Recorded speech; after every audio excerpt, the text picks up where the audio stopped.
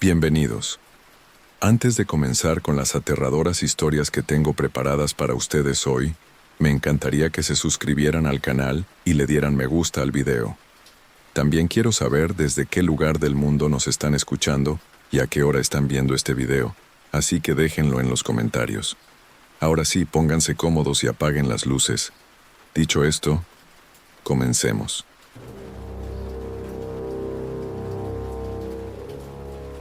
Era una noche tranquila, o al menos eso pensaba yo. Después de una jornada larga de trabajo me encontraba en casa, disfrutando de una de mis costumbres favoritas, la calma absoluta que solo la medianoche puede ofrecer. Estaba sentado en el 1900 sillón con una taza de té en las manos, mirando cómo las luces de la ciudad titilaban en la distancia a través de la ventana de mi sala. La casa estaba en silencio, y la única fuente de ruido era el leve zumbido de la nevera. Todo parecía en orden. De repente el silencio se rompió. El sonido que vino del teléfono fijo me hizo saltar del susto. Esa era una llamada rara, en especial a esa hora. Nadie llamaba a esa línea, y mucho menos tan tarde. Mi primer impulso fue ignorarla. Pensé que podría ser una equivocación o una llamada de telemarketing. Pero algo me hizo coger el auricular. Tal vez era el hecho de que no esperaba nada, lo que me empujó a investigar. Al principio escuché solo estática, un susurro lejano y la respiración entrecortada de alguien al otro lado. Pensé que había una mala conexión. «¿Hola?», pregunté con voz baja. Un par de segundos de silencio. Y luego, una voz suave y temblorosa respondió: «Te estoy mirando». La respuesta fue tan inesperada como escalofriante. Mi piel se erizó al instante. No estaba seguro de qué pensar. ¿Era una broma? ¿Alguien jugando con un teléfono? Pero algo en la voz de esa persona, algo en el tono, me dejó un mal presentimiento. Un escalofrío recorrió mi espalda. La voz siguió: «No te muevas». El miedo comenzó a apoderarse de mí. ¿Qué estaba pasando? ¿Quién podía estar al otro lado? Pensé que tal vez alguien estaba jugando una broma cruel, pero mi mente no podía dejar de pensar en la posibilidad más aterradora. ¿Y si esa voz no solo era una broma, sino algo mucho más siniestro? «¿Quién eres?», respondí, mi voz ahora más firme, aunque el miedo me consumía por dentro. Hubo una pausa larga, tan silenciosa, que podía escuchar el latido acelerado de mi propio corazón. Luego, la respuesta llegó. Solo una persona a que no le gusta ver a alguien feliz. No entendía, pero algo me decía que no podía seguir en la conversación. Mi instinto me decía que debía colgar, salir de esa situación lo más rápido posible. Pero antes de que pudiera hacerlo, la voz volvió a hablar, esta vez con un tono más grave, más amenazante. «No te muevas porque ya estoy aquí». Me quedé helado. Esa frase, «ya estoy aquí», no sonó como una amenaza vacía, sino como una constatación. Algo dentro de mí me dijo que no estaba solo. Mi primer impulso fue girarme y mirar hacia la ventana del salón, la misma desde la que minutos antes observaba la ciudad. Y entonces lo vi. Una figura.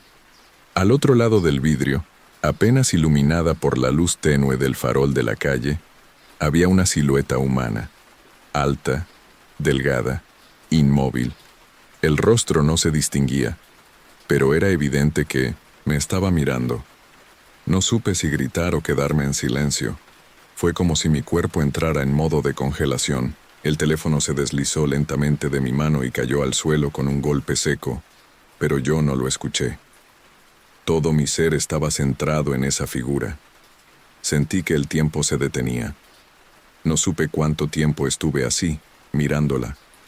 Puede que fueran segundos, puede que fueran minutos. La figura, sin moverse un milímetro, parecía disfrutar del miedo que me provocaba. Y entonces, con una lentitud calculada, alzó la mano. No para saludar, no para señalar, solo para mostrar que sabía exactamente lo que estaba haciendo: dominarme con el pánico. No pensé, solo reaccioné. Corrí hacia la puerta de entrada, no para abrirla, sino para asegurarme de que estaba cerrada con llave. Lo estaba. Cerré también la cadena. Revisé todas las ventanas del piso. Cerré persianas. Bajé cortinas. Mi mente bullía. ¿Quién era esa persona? ¿Cómo sabía mi número fijo? ¿Por qué me decía esas cosas? Y sobre todo, ¿por qué parecía disfrutarlo? Entonces recordé algo. Una conversación que tuve semanas atrás con un colega del trabajo. Me contó sobre un caso que investigaba su hermana, periodista de crímenes.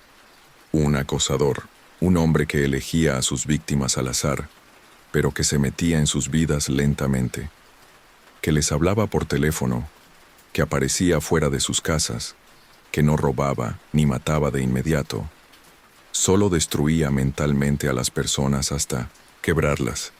Pensé que estaba exagerando, pero ahora empezaba a parecerme que había algo muy real en esa historia.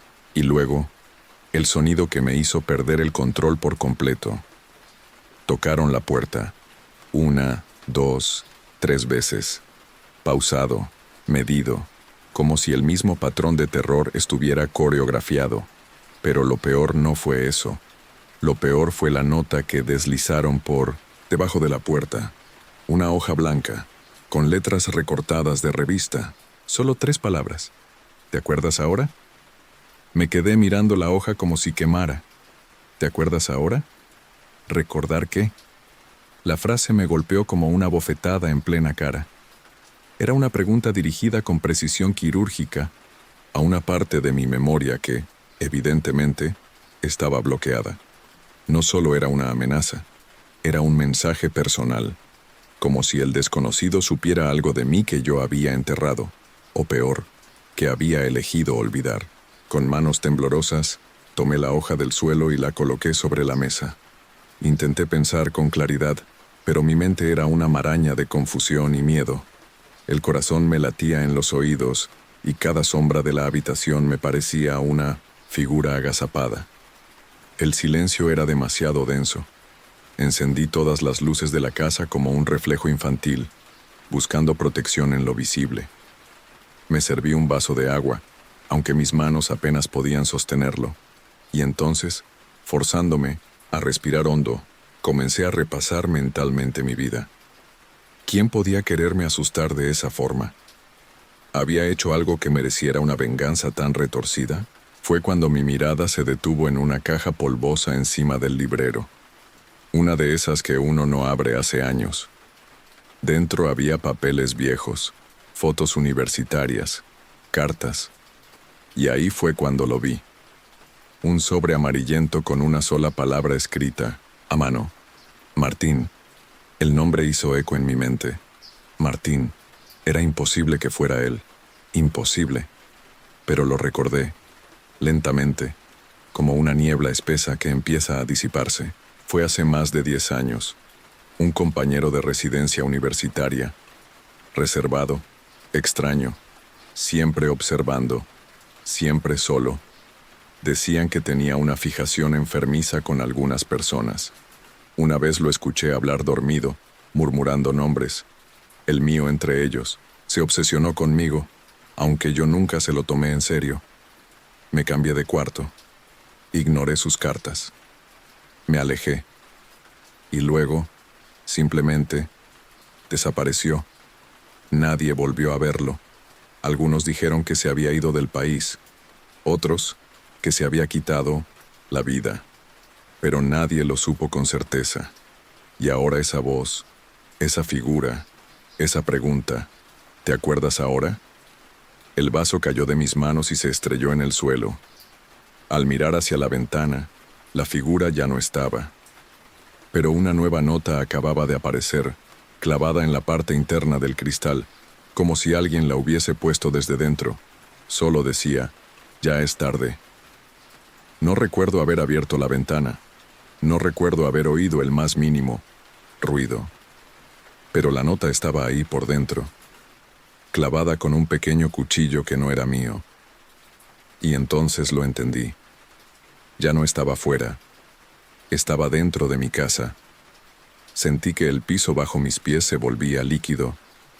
Retrocedí sin pensarlo, como si cada paso hacia atrás me alejara del horror que se avecinaba. Cerré los ojos un segundo, tratando de convencerme de que estaba soñando, de que esto era una pesadilla alimentada por el insomnio, la rutina, la paranoia. Pero al abrirlos, el cuchillo seguía ahí, y con él, la nota. Ya es tarde. No sé si fue valor o desesperación, pero salí corriendo hacia el cuarto de las herramientas, tomé un martillo y empecé a revisar cada habitación, cada armario, cada rincón. Vivía solo, así que no debería haber ninguna puerta cerrada desde dentro. Pero al llegar al baño de visitas, noté la luz encendida y la puerta apenas entrecerrada. Me detuve en seco. El silencio era absoluto, pero mi cuerpo sabía que había alguien detrás de esa puerta. Le di una patada. La puerta se abrió de golpe. Nada. Estaba vacío. Pero entonces vi el espejo. Y me vi a mí. Y a otra figura detrás de mí, justo a mis espaldas. Me giré con un grito atragantado, girando el martillo con desesperación, pero allí no había nadie. No supe si mi mente estaba rompiéndose, o si él era tan cuidadoso, tan experto en manipular que jugaba con mis sentidos. Me acerqué al espejo. Allí seguía la silueta, quieta, oscura, como si el cristal me mostrara una dimensión paralela donde él estaba atrapado, o quizá al revés. No era un reflejo. Era una fotografía pegada al vidrio desde atrás, y en ella, yo, dormido, en mi cama, en esta misma casa. La foto era reciente. Mi ropa, la posición del cuerpo, el ángulo, todo indicaba que había sido tomada desde dentro de mi habitación sin que yo me diera cuenta. Y entonces recordé la frase de la llamada: no te muevas. Era eso, no era una amenaza. Era un recuerdo. Ya había estado aquí antes. Ya había entrado antes. Y había estado tan cerca de mí que logró capturarme dormido. Corrí a mi habitación. Abrí todos los cajones. Revisé el closet, el techo falso, debajo de la cama. Y ahí en lo más profundo hallé una pequeña cámara escondida entre los resortes del colchón. Grabando. Encendida. Alguien me había estado vigilando durante semanas. Meses, tal vez. Y cuando regresé a la sala, el teléfono volvió a sonar. Contesté sin pensar. Te ves mejor cuando no finges ser valiente. Mi garganta estaba seca. El auricular me pesaba como plomo. Esa voz, la misma, grave, calmada, íntima, volvió a sonar, como si hablara directamente dentro de mi cabeza.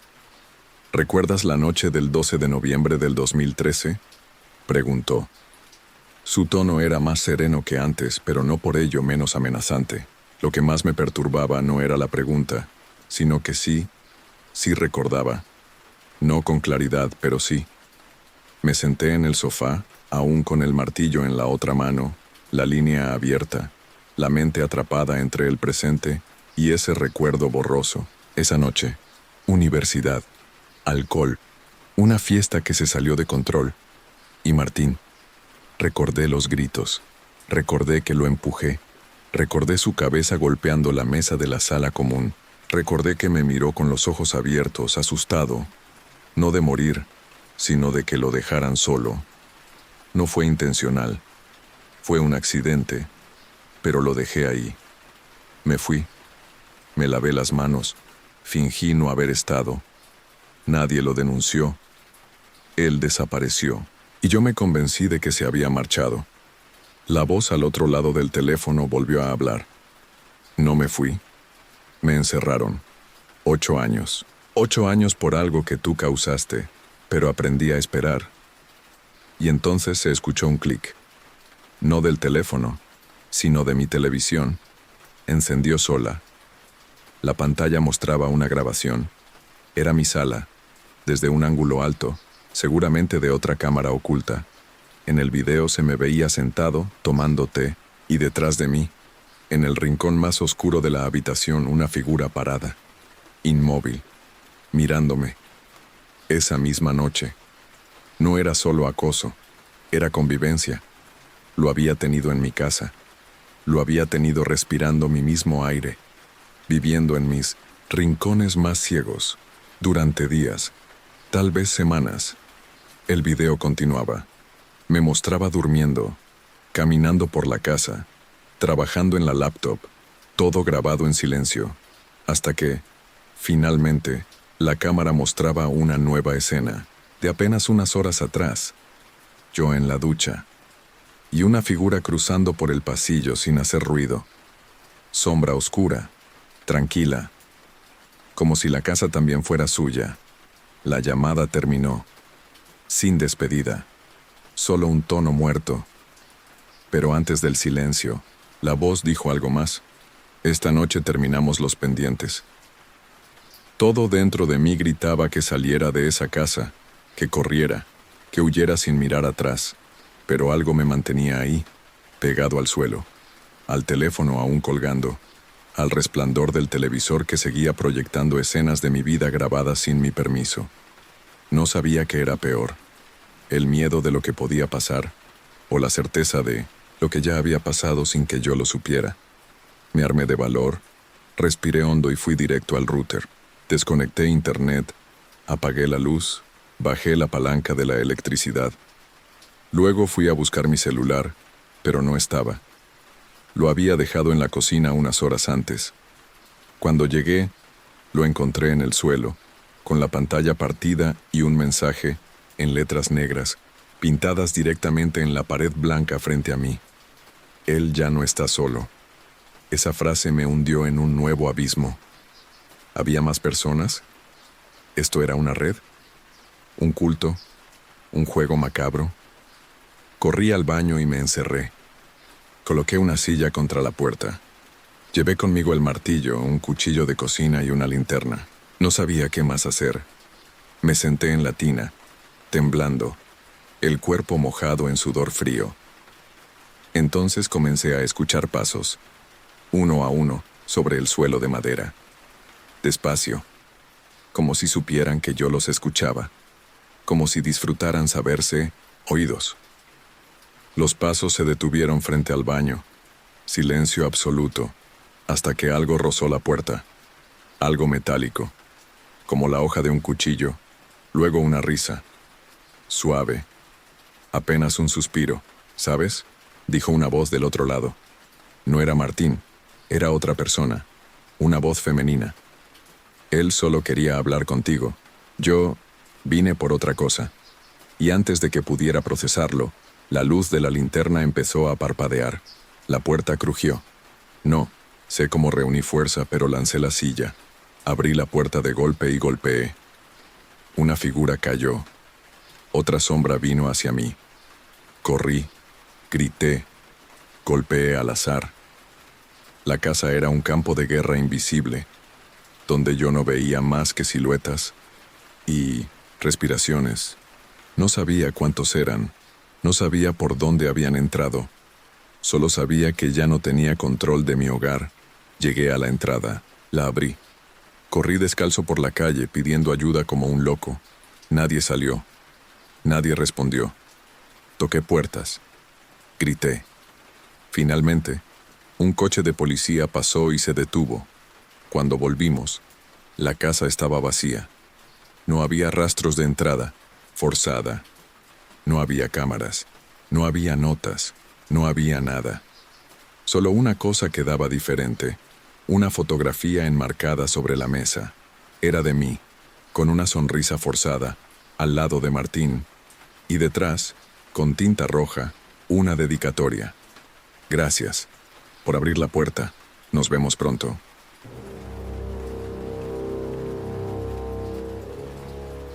Tenía 14 años cuando desapareció mi mejor amigo. Su nombre era Mateo, y vivía justo al final de la calle, en una casa igual de modesta que la mía. Era verano. Jugábamos todas las tardes con una pandilla de chicos del barrio. Nos escondíamos, nos metíamos en patios ajenos, armábamos guerras de globos y explorábamos casas abandonadas como si fuéramos cazadores de misterios, hasta el día que Mateo no volvió a casa. Fue un viernes. Lo recuerdo con claridad porque mi madre me obligó a quedarme estudiando y no me dejó salir. Mateo sí salió. Me mandó un mensaje corto a las 5:42 p.m. que decía: voy con la vieja loca. Dice que tiene algo para enseñarme. En ese momento no lo entendí. Pensé que era una broma. Todos los chicos del barrio conocían a la señora Graciela, la vecina que vivía sola en una casa con ventanas siempre cubiertas, jardín descuidado y un solo árbol torcido que parecía muerto desde hacía años. Nadie hablaba con ella. Nadie sabía a ciencia cierta su edad. Decían que había perdido a su hijo en un accidente y que desde entonces no hablaba con nadie. También decían que olía raro, que tenía muñecas de trapo colgadas en la cocina, que sus ojos no parpadeaban. Mateo era el único lo bastante curioso para acercarse. Al día siguiente, su madre lo buscaba desesperada. No había vuelto a dormir, no respondía el celular. Nadie lo había visto. La policía vino, patrulló, tocó puertas. Incluso hablaron con la señora Graciela. Ella dijo que no lo había visto en semanas, que los niños eran muy mal educados y que no quería problemas. Nadie encontró pruebas, nadie encontró testigos y Mateo se desvaneció. Los días pasaron, luego las semanas. Su nombre apareció en carteles, en publicaciones de Facebook, en oraciones, pero nunca más en persona. Lo que nadie sabía, y yo nunca conté, es que, la misma noche que Mateo desapareció, recibí otro mensaje suyo, uno que me despertó a las 3:07 a.m. Solo decía: estoy abajo, ayúdame. Aquella noche no pude volver a dormir. El mensaje me pareció tan fuera de lugar, tan angustiante, que por un momento pensé que era una broma cruel. Tal vez Mateo se había ido de casa, tal vez estaba escondido y trataba de asustarme. Pero el tono del mensaje, había algo diferente, algo urgente. Nunca me había escrito así. No había emojis, no había risas, solo esas 3 palabras que parecían golpear el pecho. Estoy abajo, ayúdame. No respondí. Me quedé mirando la pantalla, esperando otro mensaje, una explicación, una coordenada, algo. Pero no llegó nada más. Me levanté, caminé en círculos en mi cuarto y al final hice lo que cualquier adolescente asustado haría. Apagué el celular y me metí bajo las cobijas, como si eso pudiera protegerme. Al día siguiente, me atreví a contarle a mi madre. Le mostré el mensaje, esperando que lo tomara en serio, que llamara a alguien que me dijera qué hacer, pero lo leyó y sin levantar la vista del teléfono murmuró: seguramente es un error. Bórralo, no te metas en cosas raras. La policía tampoco me creyó. Dije que tal vez Mateo estaba atrapado, que el mensaje podía indicar un lugar, que quizás estaba en un sótano o un nivel bajo de alguna casa. Me miraron como si estuviera inventando todo por atención. Me dijeron que si tenía algo más concreto, volviera, que no podían seguir cada presentimiento de un niño. Y así me quedé, con la angustia, con el peso del silencio, viendo cómo poco a poco los adultos del barrio volvían a sus rutinas, cómo la búsqueda se enfriaba, cómo la familia de Mateo se marchitaba en silencio. Pasaron los meses, y entonces, una tarde cualquiera, mientras regresaba a casa después de la escuela, la vi. La señora Graciela estaba de pie en su porche, por primera vez en años. Tenía una bandeja con pan dulce, como si intentara parecer amable. Me saludó, por mi nombre. ¿Te gustaría ayudarme a bajar unas cajas al sótano?, dijo, con una sonrisa que no tocaba sus ojos. Me quedé paralizado. Nunca me había hablado. Nadie le había dicho mi nombre. Tu amigo Mateo solía ayudarme también, antes de desaparecer. Ese fue el momento exacto en el que entendí que el mensaje no había sido una broma, y que si quería saber la verdad, tendría que bajar, a donde Mateo dijo estar. Abajo. Acepté. No sé por qué lo hice. Tal vez fue la necesidad de respuestas. Tal vez fue el remordimiento de no haber hecho nada antes. O tal vez fue el modo en que dijo su nombre. Mateo.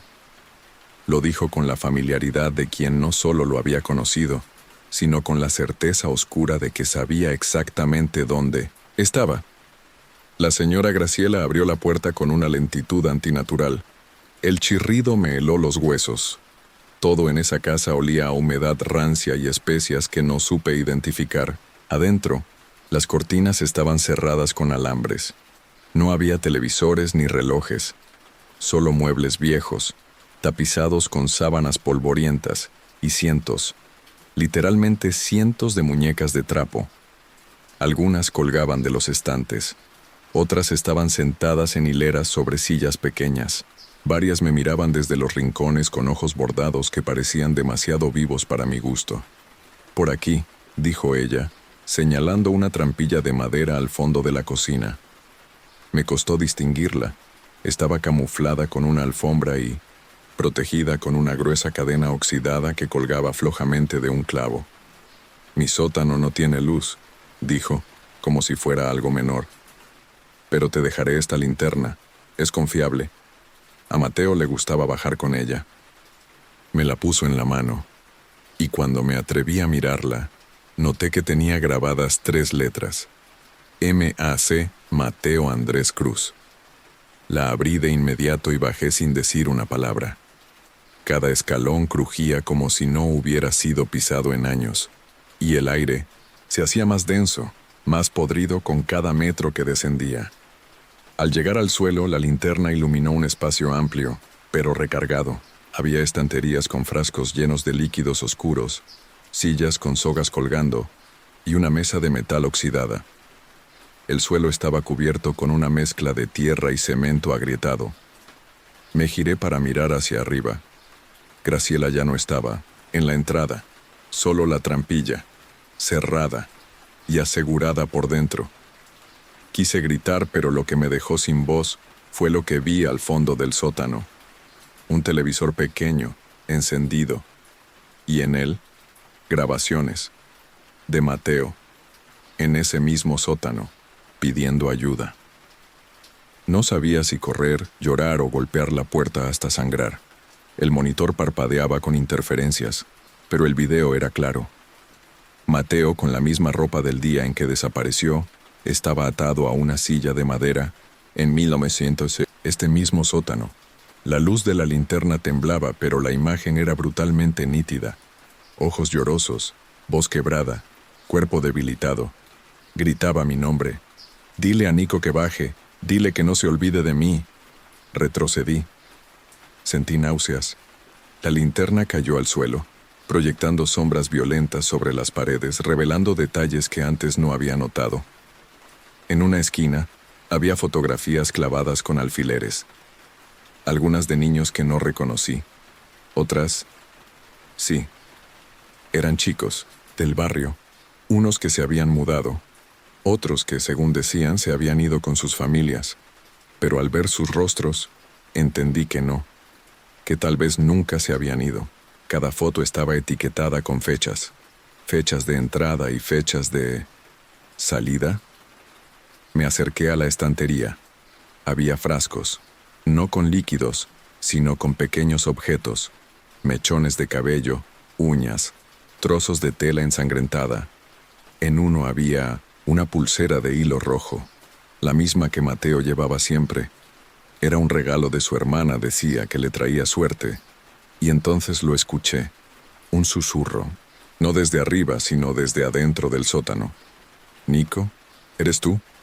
La voz era débil, dolorida, familiar. «¿Mateo?», pregunté en un hilo de voz. No hubo respuesta inmediata, solo un golpe sordo, luego otro, y otro más. Venían del muro del fondo, donde había una pared de madera empotrada en la piedra. Me acerqué, golpeé con los nudillos. Sonó hueco. «Estoy aquí, por favor», dijo la voz otra vez, no desde una grabación. Desde adentro. Busqué algo para forzar la entrada. Encontré una palanca oxidada en un rincón y comencé a rasgar la madera como un animal rabioso. Astillas volaban. Polvo se soltaba. Y entonces, tras abrir apenas una rendija, una mano salió disparada por la abertura. Una mano huesuda, viva, temblorosa. «Sácame de aquí». Pero antes de poder abrir más, escuché pasos descendiendo por la escalera y el inconfundible arrastre de una silla de ruedas. Graciela no estaba sola. Los pasos eran lentos, pesados, casi ceremoniales.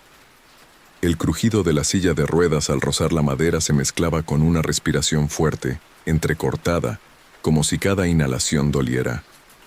Me escondí detrás de un armario corroído por la humedad, mientras la linterna aún alumbraba de lado, proyectando sombras temblorosas en la pared. El monitor con el video de Mateo seguía encendido, y eso me delataba. Iban a verme, iban a saber que estaba ahí. Entonces lo vi. Primero fue su mano, una mano deformada con dedos torcidos como raíces secas. Luego su silueta, un hombre si es que todavía lo era, ropa raída, piel pálida, cabeza afeitada a parches, ojos hundidos, vidriosos, el hijo perdido, el que según las historias del barrio había muerto hacía años. Pero no, estaba allí, vivo, encadenado a una silla de ruedas. Aunque lo peor no era su aspecto físico, lo peor fue la expresión en su rostro. Una sonrisa tan amplia, tan rota, tan feliz, como la de un niño al ver un regalo. La señora Graciela descendió detrás de él, con una linterna colgando del cuello y una bandeja de comida. Murmuraba algo, un canto, un rezo quizás. Los buenos niños deben quedarse en casa, los buenos niños no deben escapar. Ella no lo había perdido, lo había encerrado, y había hecho algo más. Le daba juguetes, humanos, niños del barrio que nadie encontraría jamás. Para que mi hijo no se sintiera solo, decía mientras depositaba la comida sobre una mesa oxidada. Para que juegue, pero no se encariñe. Entonces el hombre en silla de ruedas comenzó a murmurar. ¿Dónde está el nuevo? Mamá, dijiste que hoy venía uno nuevo. Y Graciela respondió con calma. Ya está aquí, mi amor. Solo hay que encontrarlo. El silencio se volvió sepulcral. No había más respiraciones. Solo el sonido de las ruedas girando, buscándome. Sabía que si me encontraban no habría regreso. Me convertiría en otro juguete, otro trofeo, otro más para esa colección de horrores. Y entonces, detrás de mí, la voz de Mateo volvió a sonar, ahora clara, al otro lado de la tabla rota. Rompe el muro, Nico, solo hay una salida. Y no es por donde entraste. Pero no sabía si me quedaba tiempo. Las ruedas se acercaban. Graciela tarareaba. Y las muñecas, juro por Dios, empezaron a girar sus cabezas. El mundo se volvió una mezcla de respiraciones densas, madera, crujiendo y terror líquido. El aire en el sótano era tan pesado que dolía respirar. Las ruedas chirriaban cada vez más cerca. La voz de Graciela, dulce como veneno, repetía frases sin sentido. Los juguetes rotos no sirven. Los niños desobedientes deben dormir. Y detrás de todo, la presencia agónica de las muñecas, observando con sus ojos bordados, como si juzgaran mi destino. No tenía más opción. Me lancé contra la pared falsa con todas mis fuerzas. La madera astillada cedió un poco más. Grité. Golpeé con la palanca oxidada con los puños, con el alma, hasta que logré abrir un hueco lo bastante grande para entrar. Del otro lado, un hedor a encierro y carne húmeda me golpeó como una... Hola, Mateo estaba ahí, o lo que quedaba de él. Más delgado, más viejo, con la piel marcada por sogas y miedo, pero vivo. Sus ojos se llenaron de lágrimas al verme. Pensé que no ibas a venir nunca. Lo abracé rápido y luego lo sacudí. ¿Cómo salimos de aquí? Me señaló una trampilla diminuta detrás de una estantería rota. Hay un túnel. Lo cavé con la tapa de una lata, durante semanas. Solo lo suficiente para un cuerpo. No, había tiempo para dudar. Dejamos atrás el sótano mientras los pasos se acercaban. Escuchamos a Graciela gritar, al hijo gruñir, al sótano entero convulsionar como una criatura viva que se negaba a dejarnos ir. Pero entramos al túnel. Reptamos. Las uñas se nos quebraron. La tierra nos llenaba la boca. El túnel era oscuro, estrecho, asfixiante, pero era la única salida. Después de lo que pareció una eternidad, vimos luz. Un boquete que daba al terreno baldío detrás de las casas. Salimos como animales, cubiertos de tierra, con los pulmones a punto de estallar. No dijimos nada, solo corrimos. Corrimos hasta la casa de los padres de Mateo, hasta que por fin alguien creyó, hasta que llegó la policía. Pero ya era tarde. La casa estaba vacía. El sótano, limpio, sin fotos, sin muñecas, sin frascos, sin trampilla. Solo una cosa quedaba sobre la mesa del salón, una muñeca de trapo nueva, con cabello negro, y una camiseta miniatura hecha con retazos de la ropa que yo llevaba esa noche.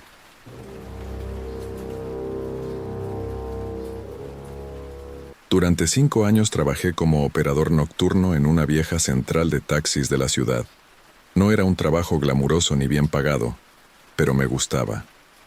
El silencio de la madrugada, las voces de los conductores por la radio, los pocos clientes que quedaban después de las 2. Había algo íntimo, casi fantasmal, en trabajar cuando el mundo dormía.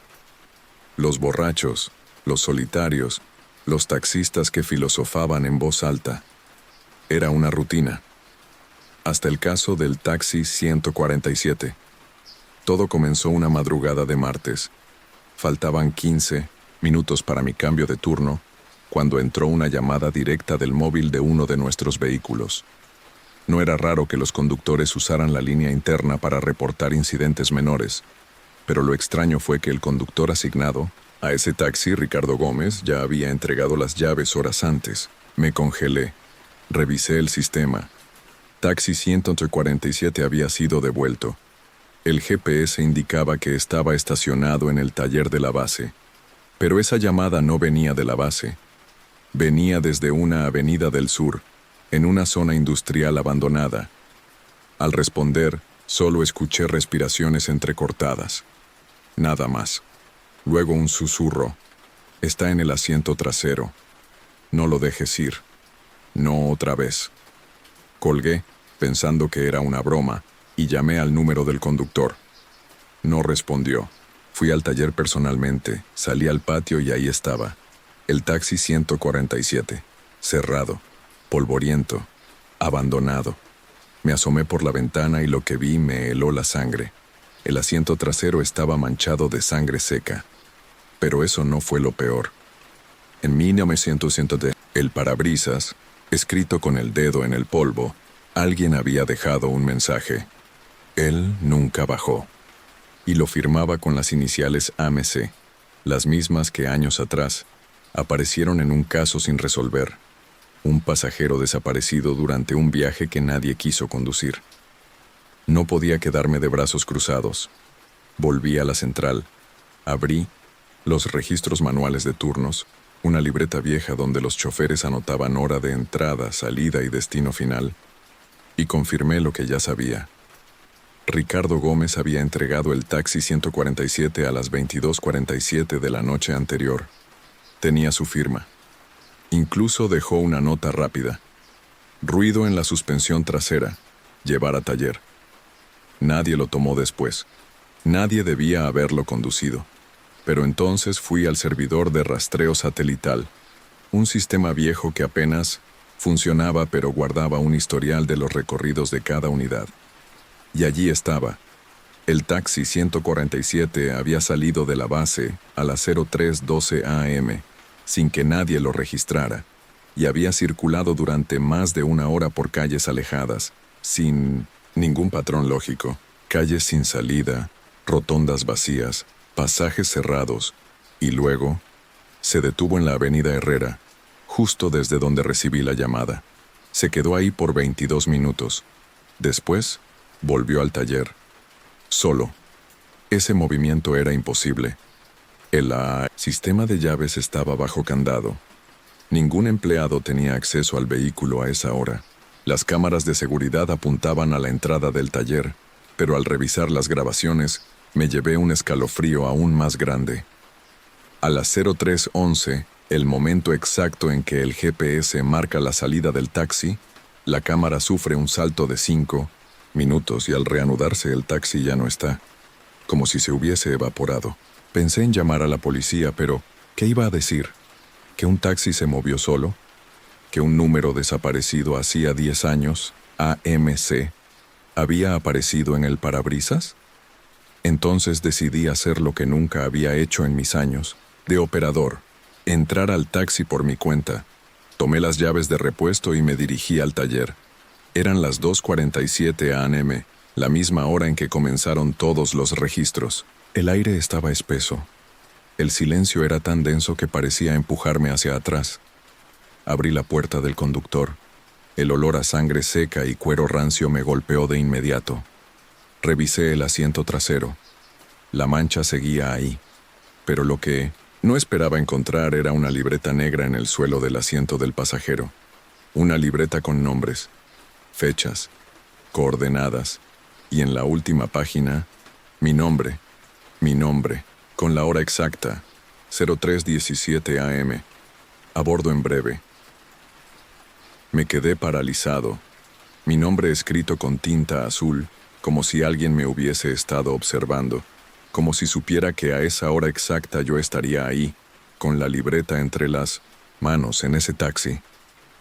El sudor me corría por la espalda. Cerré el cuaderno como si me quemara y salí del coche a toda prisa. Necesitaba aire, aunque lo que flotaba afuera no era aire. Era ese silencio viscoso, ese tipo de oscuridad que parece mirar de vuelta. Entonces escuché el clic de la puerta cerrándose sola. Me giré. El taxi estaba cerrado. Volví a abrir con la llave. Subí, ahora sí decidido a revisar todo a fondo. Revisé la guantera, el baúl, los compartimientos secretos, nada más. Pero cuando me senté al volante algo extraño ocurrió.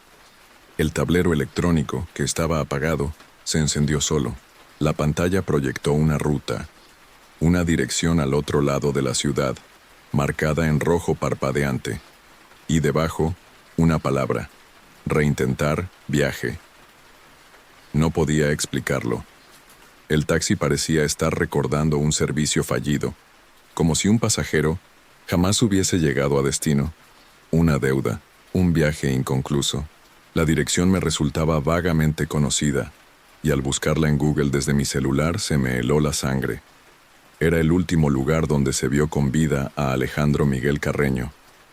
AMC. Lo recordé. El caso fue sonado hace una década. Una joven contador que subió a un taxi después de una fiesta y nunca más fue visto. El conductor fue encontrado inconsciente a kilómetros de distancia, sin recordar nada.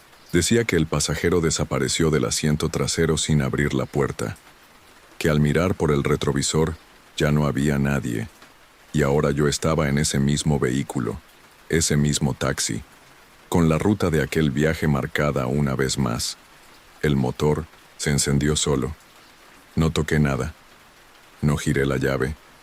No apreté el embrague. El taxi arrancó. Y yo no podía abrir la puerta. Los seguros estaban activados. La radio comenzó a crujir. Un ruido blanco llenó el habitáculo, seguido de un susurro, distorsionado pero firme. Ahora sí vas a llevarlo hasta el final. Miré por el retrovisor, y había alguien sentado en el asiento trasero. No tenía rostro, solo piel lisa, como un maniquí abandonado. Y me miraba, aunque no tenía ojos. Mis manos temblaban sobre el volante. No podía moverlas, no podía soltarlo. Era como si el taxi mismo se hubiera cerrado sobre mí, como un ataúd rodante. Las puertas seguían bloqueadas. El cinturón se había ajustado solo con una presión mecánica, firme, como si alguien detrás del panel eléctrico lo hubiese activado a la fuerza. El taxi dobló a la izquierda sin que yo tocara el volante. Luego a la derecha. Cada movimiento era preciso, programado, obedeciendo a una ruta trazada no por un GPS, sino por una voluntad ajena al mundo de los vivos. El ser sin rostro seguía ahí, inmóvil, su piel lisa reflejando las luces de los postes al pasar. Pero lo más perturbador era que el espejo retrovisor no lo mostraba, estaba detrás de mí. Podía verlo por el rabillo del ojo, podía sentirlo, pero el espejo reflejaba solo el asiento vacío, una contradicción que desgarraba mi mente lentamente. La radio comenzó a sintonizar estaciones muertas, voces entrecortadas, lamentos, nombres. Y entonces una frecuencia se estabilizó. Una voz clara, la de AMC. Me subí sin saber que ese era mi último viaje. Me dormí, ¿sabes? Y desperté atrapado entre calles que no existen. Repetí la ruta. Grité. Lloré. El taxi no me dejó bajar. Tú eres el último conductor, el último intento. ¿Qué quieres de mí? Logré balbucear. Que termines el recorrido. Entonces lo entendí. El viaje nunca fue completado. Algo ocurrió en ese trayecto hace 10 años. Algo que rompió la lógica, el tiempo, la vida misma. El taxi había quedado condenado, como una herida abierta en la noche, repitiendo eternamente una ruta sin fin. La ciudad comenzó a cambiar a mi alrededor. Las calles ya no eran conocidas, semáforos intermitentes en avenidas que no existían, tiendas con nombres escritos al revés, edificios sin ventanas, personas que no caminaban, sino que se deslizaban. Miré el reloj del tablero, 03:17 AM, la misma hora de todos los registros, la hora en que, según el cuaderno, yo abordaba el taxi. Ya no sabía si era parte de la historia, o si siempre había sido el final. Y justo cuando la aguja del reloj pasó a las 03:18, el taxi frenó, frente a un edificio abandonado cubierto de grafitis, con la palabra entrada pintada sobre la pared y una flecha apuntando a una puerta metálica. Aquí es, dijo la voz. Volví la cabeza lentamente. El pasajero ya no estaba, pero la puerta trasera del taxi seguía abierta. La puerta trasera abierta parecía un abismo. Del edificio no salía ni un ruido, ni un destello de luz. Solo el viento, denso y templado, olía a humedad, aceite viejo y algo más. Un aroma dulzón, como carne expuesta demasiado tiempo. Aquel umbral no era solo una entrada, era una trampa de tiempo. Lo supe en cuanto bajé del taxi. Lo hice porque algo me arrastraba, porque la puerta no se cerró, porque el aire parecía empujarme hacia adentro, como si la ciudad misma se abriera para tragarme. Crucé el umbral. Adentro no había escaleras, ni muebles, ni ventanas.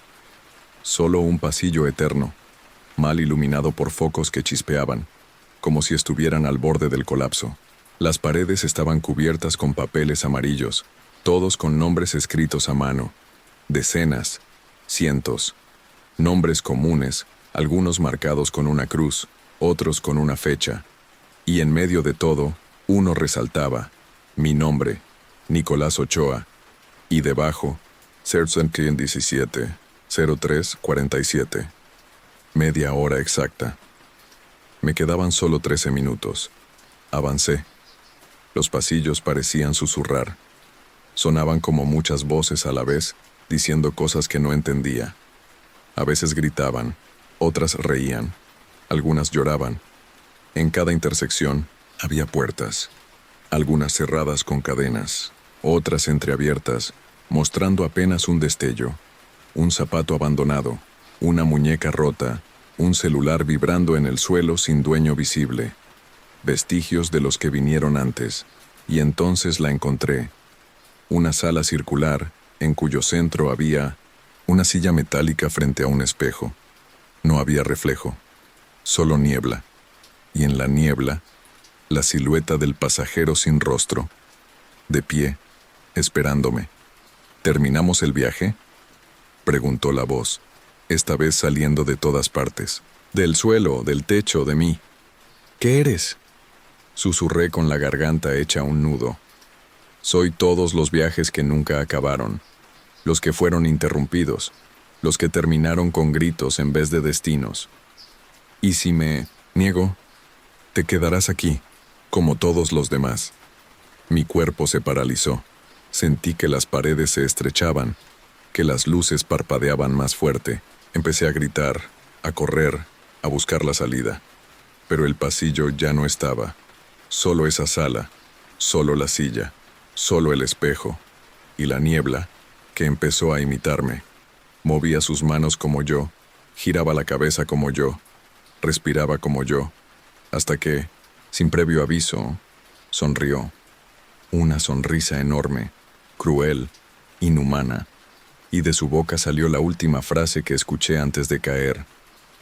Tu turno, conductor. Desperté, o al menos eso creí. Estaba en la base de taxis, sentado en la silla del operador. El reloj marcaba las 06:14 am. El sol apenas comenzaba a despuntar, tiñendo las calles de naranja pálido. Por un momento, pensé que todo había sido una pesadilla, un sueño sucio nacido del insomnio y la rutina nocturna. Pero algo no encajaba. La silla estaba caliente, como si alguien más hubiese estado sentado ahí segundos antes.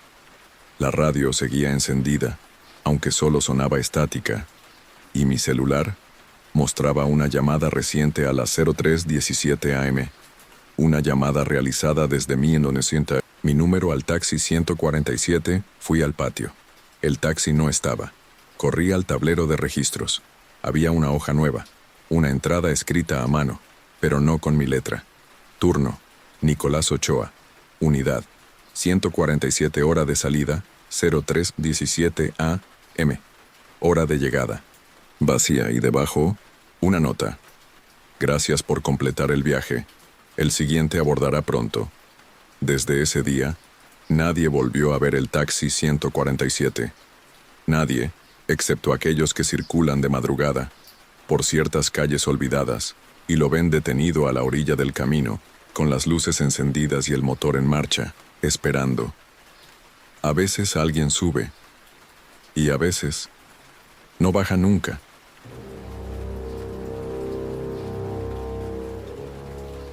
Trabajaba en la estación central de autobuses desde hacía más de 7 años, en el área de objetos perdidos.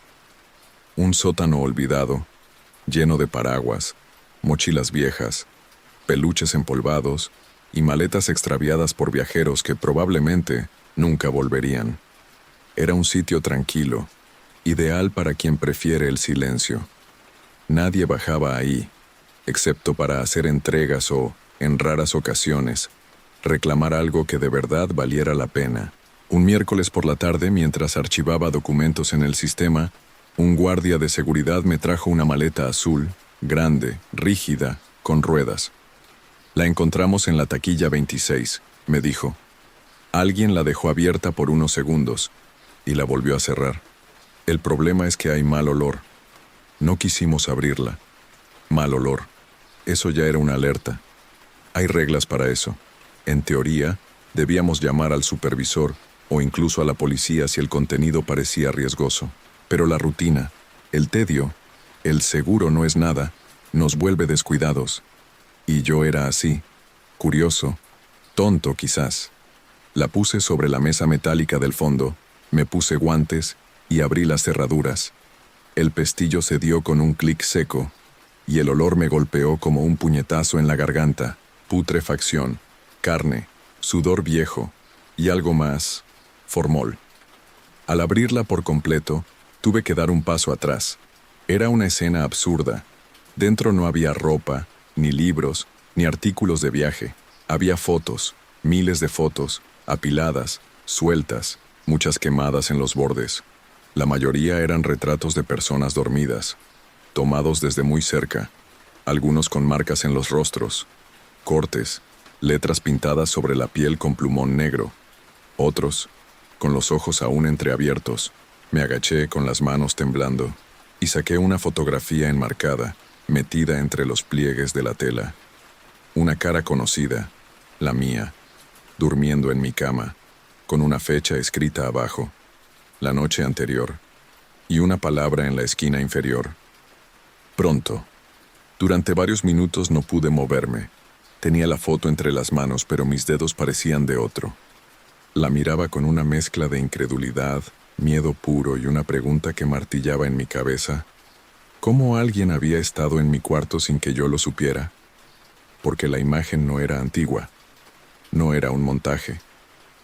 En la mesa de noche se veía la taza de café que dejé antes de dormir, el libro abierto en la página exacta que había leído, hasta el leve rasguño en mi cuello que me hice al afeitarme esa mañana. Alguien estuvo ahí, me miró dormir y me fotografió. La maleta seguía abierta. Saqué más fotos, con las manos ya sin temblor, como si una parte de mí se hubiese desconectado de la realidad. Comencé a notar patrones. En muchas de las imágenes, las personas estaban tatuadas con letras negras. Una P, una X, una C, algunas con números. Otros tenían marcas con cinta aislante sobre la boca. Nadie sonreía. Nadie parecía posar. Eran retratos, tomados en secreto. Pero más aterrador que las fotos fue lo que encontré debajo de ellas. Una libreta gruesa, con tapas de cuero raídas y una caligrafía meticulosa. No tenía título. Dentro, páginas y páginas con columnas de nombres, fechas, coordenadas y al lado, pequeñas descripciones.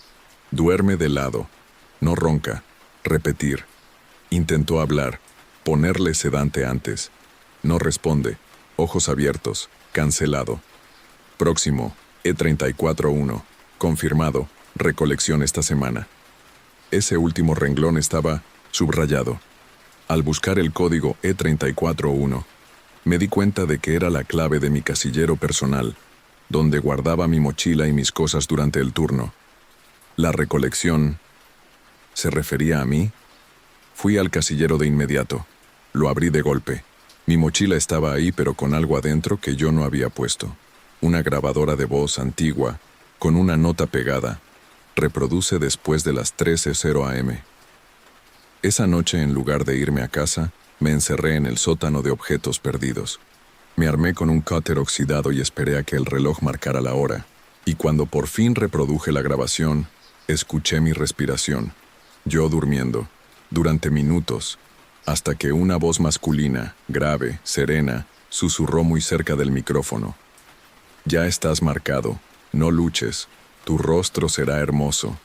Y, entonces, se escuchó el clic seco de una cámara y una risa muy baja, justo antes de que la grabación terminara. No dormí esa noche, ni la siguiente. Pasé horas encerrado en el sótano, rodeado de maletas viejas y sombras que parecían estirarse más de lo normal.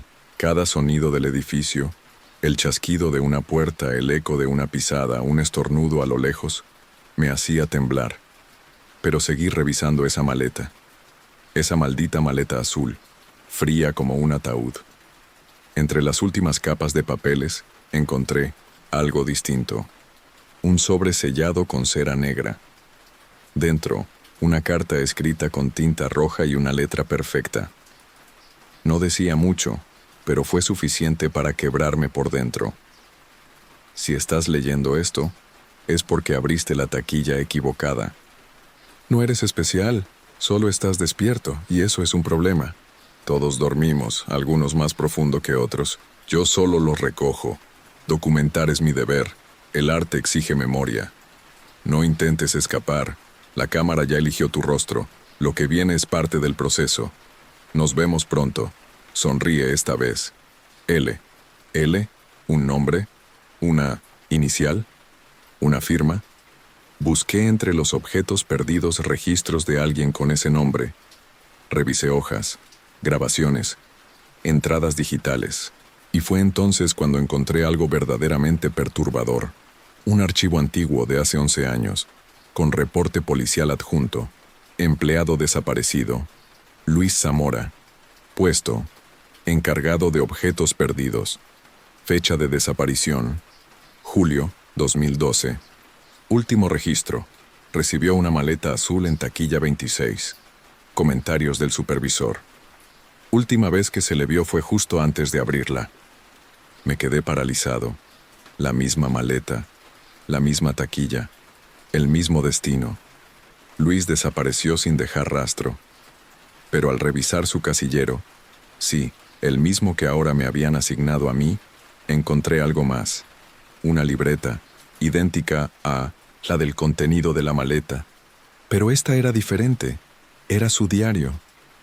escrito con letra temblorosa, casi obsesiva, contaba cómo la maleta cambió su vida, cómo comenzó a ver rostros entre la gente que luego encontraba en las fotos, cómo empezó a oír pasos cuando estaba solo, cómo alguien, una figura que nunca se dejaba ver completa, lo seguía por el reflejo de los cristales. La última entrada era breve. Hoy me tomaron la foto. No estoy seguro de si fue un sueño, pero en el negativo aparezco sonriendo. Yo no estaba sonriendo. A partir de ahí, todo se volvía borroso, como si sus palabras hubieran sido arrancadas de las páginas. Y lo peor fue que, entre las fotos más recientes de la maleta, encontré una más, una Polaroid, de mí, sonriendo. Pero lo juro por mi vida, yo nunca he posado para esa foto. Durante los días siguientes, comencé a verlo. Primero eran sombras, reflejos torcidos en los ventanales de la estación donde nunca había nadie. Luego fueron formas más precisas. Un hombre con sombrero ancho y abrigo oscuro, parado junto a las taquillas cuando cerrábamos. Inmóvil, con la cabeza ladeada, observándome. Pero cuando alguien más volteaba, ya no estaba. No dormía, no comía. Y lo peor era que las fotos seguían apareciendo. Cada mañana, al llegar a la estación, encontraba una nueva imagen deslizada bajo la puerta del sótano, siempre en papel fotográfico blanco, con mi rostro impreso desde ángulos imposibles. Algunas desde lo alto de mi edificio, otras desde el interior de mi cocina, una incluso desde dentro de la ducha. En todas aparecía dormido, o distraído, o con expresión neutra. Pero en la más reciente, tenía los ojos abiertos y miraba directamente a la cámara. No recordaba haber estado despierto. Y sin embargo, ahí estaba, mirando, fijo. Decidí hacer algo que nunca pensé que haría. Fui a la policía. Les llevé una de las fotos. Les hablé de la maleta, de los registros, de Luis Zamora, del mensaje, de la grabación. Me miraron como a un enfermo. Uno de ellos incluso se rió. Dijeron que revisaría a un agente, pero que mientras tanto dejara de ver películas. Volví esa noche, vencido, y en el casillero de mi uniforme encontré un sobre nuevo. Adentro, una sola foto, en blanco y negro. En ella yo, sentado en la sala de la estación de policía, hablando con los oficiales, tomada desde la esquina superior de la oficina, desde un ángulo al que solo se accede desde dentro, y en la parte de atrás, escrito con plumón, no te creen, no importa, ya estás dentro del álbum. Esa noche decidí no irme a casa, me encerré en el sótano, bloqueé la puerta, pegué hojas sobre los cristales, me senté en el rincón más oscuro con un cuchillo en la mano y una linterna apuntando al frente. Pasaron horas, hasta que, a las 3:17 a.m., se escuchó el primer clic de cámara, luego otro y otro, cada uno más cerca, más lento, más íntimo, hasta que la linterna falló, y en la oscuridad, una voz familiar, la mía, susurró: «Ahora sí sonríes como debe ser». Me desperté al amanecer, tirado en el suelo del sótano con la linterna apagada, el cuchillo a metros de mí y una cámara fotográfica antigua entre las manos. Una Polaroid SX70, de las que ya casi no existen. Cinta negra pegada al visor, el flash desactivado y el botón disparador marcado con esmalte rojo. Junto a mí, en el suelo, había 26 fotografías recién reveladas, algunas aún húmedas, todas mías, en distintas poses, distintos estados, algunas con los ojos abiertos, otras cerrados. Una incluso mostraba un hilo de sangre saliendo de mi nariz. No recordaba nada, no cómo me dormí, no cómo llegó la cámara, y desde luego no haber apretado el disparador. Pero lo peor fue notar algo en común en todas las imágenes. Siempre había una sombra junto a mí. Una silueta alta, de hombros caídos, rostro oculto, que parecía moverse de foto en foto, acercándose. La última imagen era diferente. No era una foto mía, era una foto tomada por mí, desde la perspectiva de la cámara, frente a un espejo, y en el reflejo no había una figura humana, había una pared llena de rostros, rostros cosidos, clavados, pegados, algunos conocidos, algunos familiares. Luis Zamora estaba allí, yo también. Mi rostro, pálido, colgado del centro, con los ojos cerrados, pero la boca sonriendo. Debajo un título tallado en madera, colección completa. Quise gritar, pero solo logré sollozar. Salí tambaleándome del sótano directo al baño de la estación. Me miré al espejo. Estaba pálido, sudando, la mirada hundida. Pero lo que más me aterró fue ver, apenas por debajo del cuello de mi camisa, una costura, una línea de hilo negro que atravesaba mi garganta, cosida con precisión quirúrgica, como si alguien hubiera empezado a reemplazar mi piel. Me la arranqué con desesperación, sangré, vomité, corrí, y al volver al casillero, ya no había nada, ni cámara, ni fotos, ni libreta, solo una nueva maleta azul, pulcra, cerrada y etiquetada con una letra manuscrita. Siguiente, J. Cárdenas. Turno noche. No soy Juan Cárdenas, pero sé que, como yo, ya está dentro de la foto, solo que aún no se ha visto.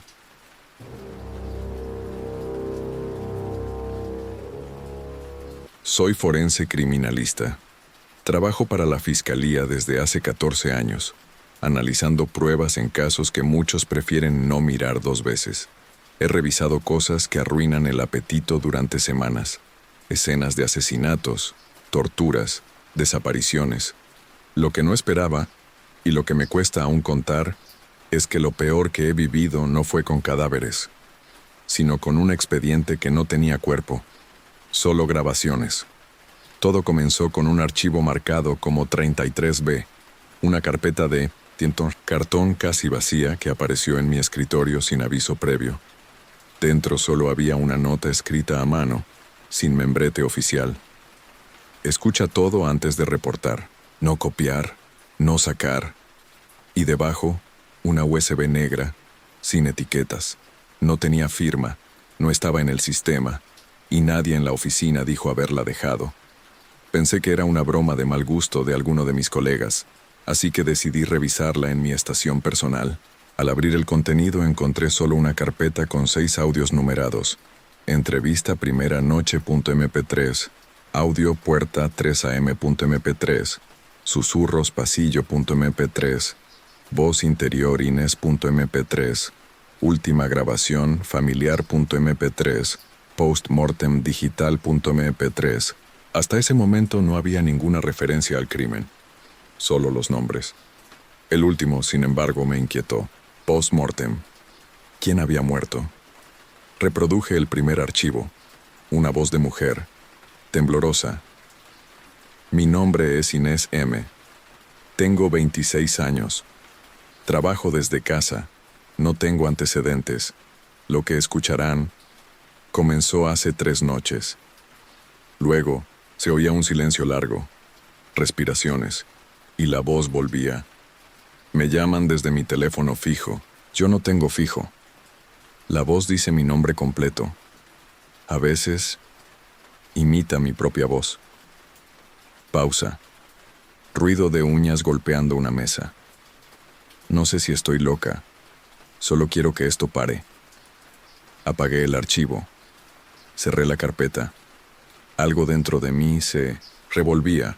Una incomodidad que no era miedo, sino reconocimiento. La sensación de haber oído esa voz antes, aunque no podía recordar dónde. Pero fue el segundo audio el que me hizo levantarme de la silla.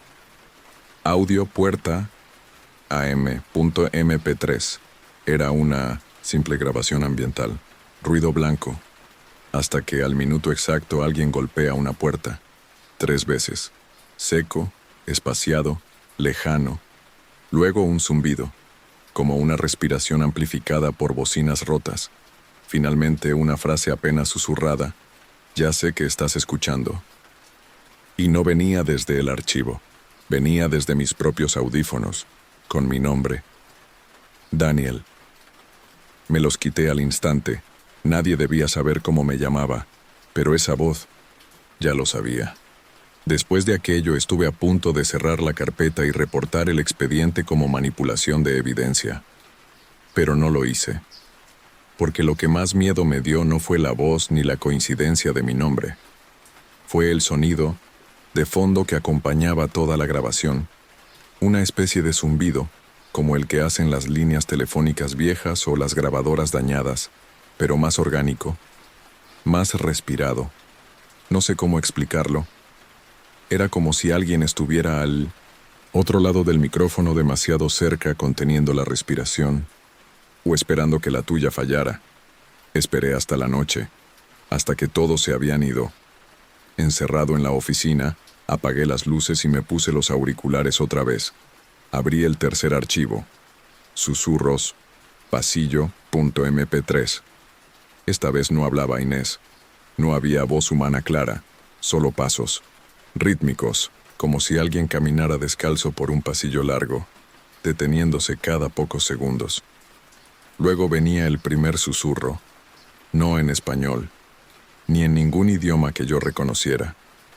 Era más bien una secuencia de fonemas, como si alguien tratara de repetir un idioma que no le pertenecía. El volumen subía levemente, el pasillo se volvía más estrecho, en la acústica, hasta que un sonido, inconfundible, rompió el patrón. Mi silla, el rechinido leve y metálico de mi silla forense, la misma en la que estaba sentado, la misma que no se movía hasta ese momento. Me giré con violencia, nada, la oficina vacía, pero la silla se había movido sola, apenas unos centímetros. Volví a la grabación, y fue entonces cuando lo escuché por primera vez. La voz, no la de Inés, sino la mía. ¿Quién está ahí? En la grabación, no en tiempo real. Era mi voz grabada, mi entonación exacta, y no podía recordar haberlo dicho nunca. Salté de la silla. Cerré el reproductor. La pantalla parpadeó un instante. Y por un segundo, un solo segundo, juraría que el escritorio se vació. La pantalla negra. El reflejo en el monitor no era mi oficina. Era un cuarto estrecho, sin ventanas. Y en la esquina del reflejo había alguien de pie. No pude ver el rostro, pero su sombra era idéntica a la que estaba detrás de Inés en una foto adjunta al expediente. Una foto que no estaba al principio, que no existía antes de esa noche. Una foto que mostraba su sala y su cuerpo, aún de pie, pero con los ojos completamente negros, y una fecha en la esquina inferior. Mañana. Dormí en el archivo esa noche, no por decisión. Desperté al amanecer, tirado en el suelo, con los audífonos aún puestos y la USB desconectada. No recordaba haberme dormido, ni siquiera recordaba haberme acostado. Lo único claro era una frase que seguía rebotando en mi mente como una campana, fracturada. Ya sé que estás escuchando. Esa voz. No era Inés, no era mía, no era humana. Sonaba como si alguien estuviera usando un molde de carne para simular ser una persona, como si el idioma fuera una piel que se ponía encima, pero no encajaba del todo. No dije nada en la oficina. Solo fingí normalidad. Nadie sospechó que había estado toda la noche con un expediente fuera del protocolo. Pero a las 11:14 a.m., justo antes de salir a comer, recibí un mensaje desde un número privado. Reproduce el cuarto audio. A solas.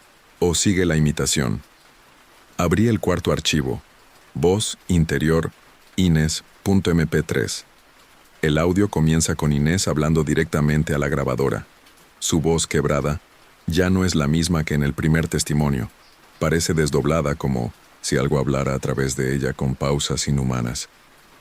No recuerdo haber hablado ayer. Dicen que fui a la tienda, que compré leche, que saludé al portero, pero yo estuve aquí, sentada, sin moverme, con los ojos cerrados, sin soñar. Algo está usando mi cuerpo. Y luego, silencio. 23 segundos, hasta que la voz que sigue no es de ella, ni de nadie más. Es una mezcla, mi voz y la de ella, hablando juntas, sincronizadas. No huyas, Daniel, ya tienes la forma. Ahora toca hacer la voz. Paré el audio. Quité los auriculares. Me levanté con el corazón latiéndome en los oídos. Miré al espejo de mi escritorio. Un espejo pequeño, agrietado, con cinta en las esquinas. Me miré, fijo, y en el reflejo, mi boca se movía. Pero yo no estaba hablando. Era una imitación, milimétrica, perfecta. Dije, basta, en voz alta. Mi reflejo parpadeó un segundo después, como si estuviera esperando, como si ya no fuera yo. En ese momento la luz del techo titiló y la computadora se reinició sola. Cuando volvió, había un nuevo archivo en la USB. No lo había copiado. No estaba antes. Se llamaba Voz Daniel Reconstruida.mp3 y tenía fecha de creación del día siguiente, un día que aún no ha ocurrido. No sabía qué hacer. Podía borrar el archivo, podía sacar la USB y meterla en una bolsa con plomo y concreto. Pero no lo hice, porque parte de mí, la parte contaminada, la parte que ya no era solo yo, quería saber cómo sonaba esa grabación. Quería escucharme a mí mismo, desde el futuro. Esperé a que todos se fueran. Apagué la luz. Cerré la puerta del laboratorio con seguro. Me puse los auriculares. Reproduje Voz Daniel Reconstruida MP3. Silencio. 5 segundos. 10. Y luego, yo mismo hablando. Este es Daniel Ortega, analista forense. Fecha, 8 de julio.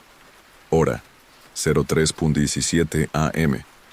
Ya no sé cuánto tiempo llevo despierto, ni si soy quien era cuando empecé a escuchar estas grabaciones. Me veo al espejo, pero mi reflejo no siempre me sigue.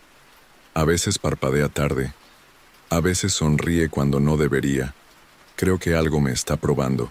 Pausa. No he dormido desde que escuché la tercera cinta. No tengo hambre, no tengo sed, pero el cuerpo sigue en pie, como si alguien más lo estuviera sosteniendo por dentro.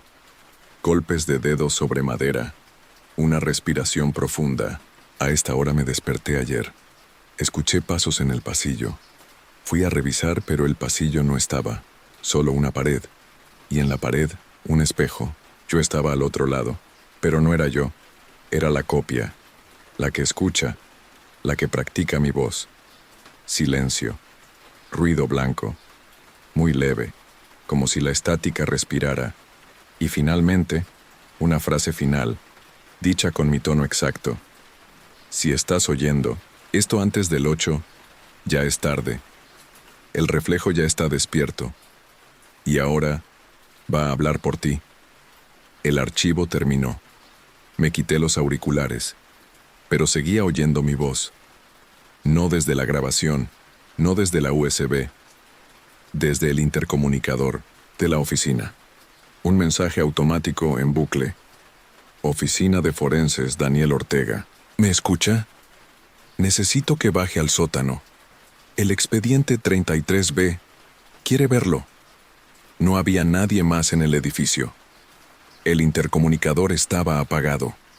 Y sin embargo, mi voz seguía saliendo de él, calmada, segura, convencida de que yo iba a obedecer. No debería haber bajado. Lo supe desde que mis pies tocaron el primer peldaño del sótano. Las luces parpadeaban como si supieran lo que yo no quería aceptar, que estaba entrando a otro lugar, a otra versión del edificio, una que existía solo cuando nadie más estaba despierto.